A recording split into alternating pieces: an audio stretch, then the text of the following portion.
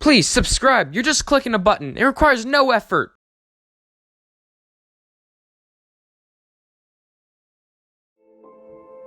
In the peaceful world of Minecraft, there are fields full of grazing animals, caves where monsters lurk in the dark, seas where fish, dolphins, and turtles swim about, and finally, the villages where the occupants jealously guard their secret, their connection to the laws of magic.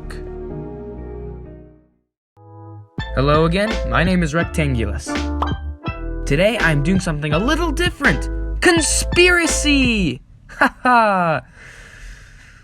I promise I know the Earth isn't flat. I know that Australia does indeed exist. But I have gathered an astonishing amount of evidence to support my conspiracy. The villagers are indeed secretly wizards. Feel free to argue against me in the comments below, but I know what I'm talking about. They're out there, listening, watching. The villager, our Squidward cloak-wearing friend.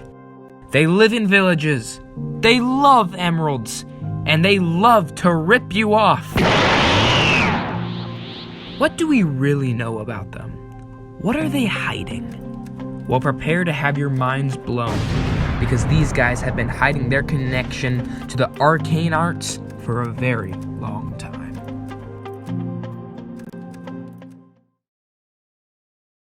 Summoning.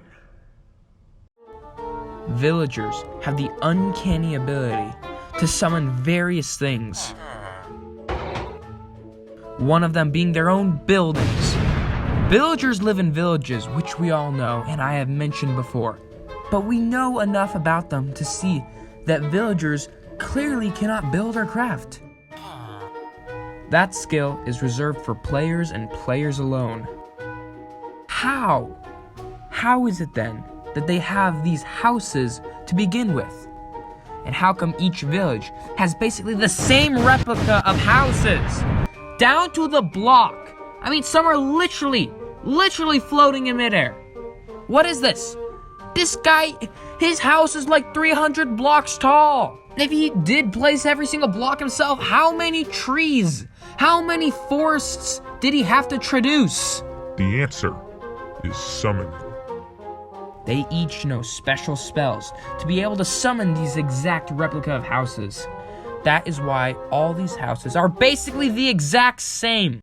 They are using the same spells. Also, we're forgetting one key factor: the Iron Golem. I mean, Golem.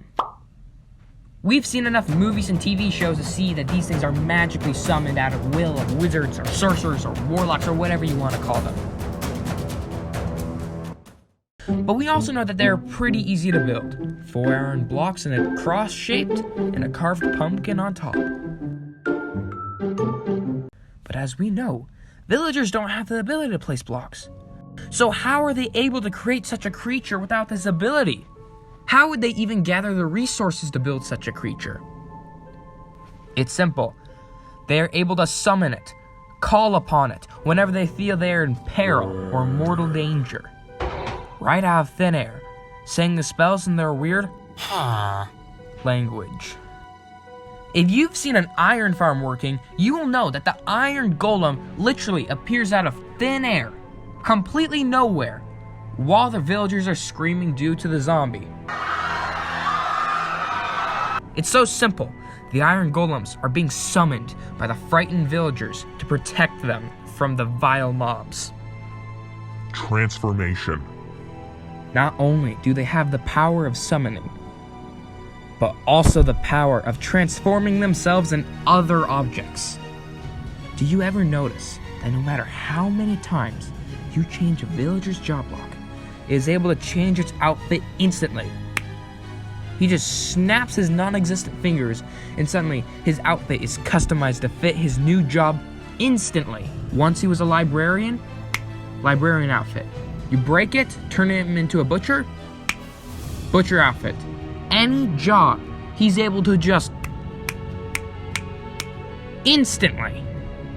Also, have you ever noticed that no matter how many times you trade with a villager, it will always have more emeralds? Yeah, I get it. They have a restocking mechanism, but if you sell them sticks for emeralds, do they need to restock their emeralds? Yet you can still trade them items to receive more emeralds. What are they restocking? It doesn't make sense. How? They're using their transforming or whatever summoning ability to be able to create infinite emeralds. If these guys would place blocks, they'd build themselves a castle out of just emerald blocks. These guys could invent emerald stairs and slabs. Oh, Mojang just announced we're having the emerald update.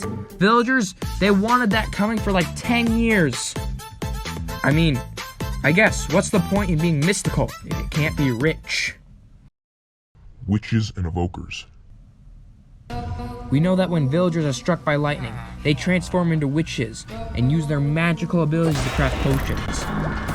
These are key factors of information when we're discussing this subject. A normal person transforming into a witch because they were struck by lightning would be a lot more odd and bizarre if they weren't already magical in the first place. How would they be able to turn into a witch if they didn't have these powers to begin with? And now it has just become some sort of fallen wizard, where it becomes evil and its powers become much more apparent. The same goes for evokers. They have fallen down the path of evil. It even says so in Minecraft books, where the evokers are kicked out of the village by performing these deep, dark forms of magic. So they were already wizards, but they were following down a path that was illegal in the village.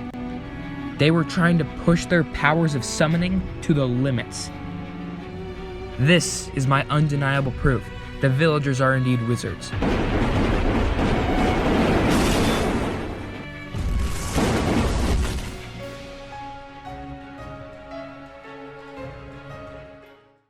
I mean, this one clip right here speaks for itself.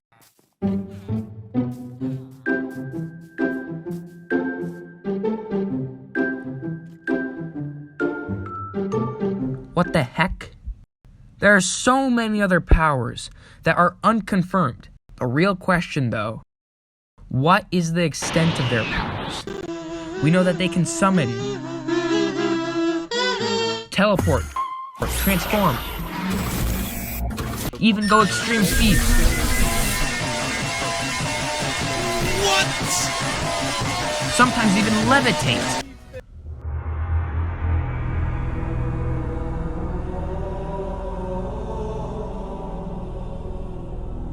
What else are they hiding from us?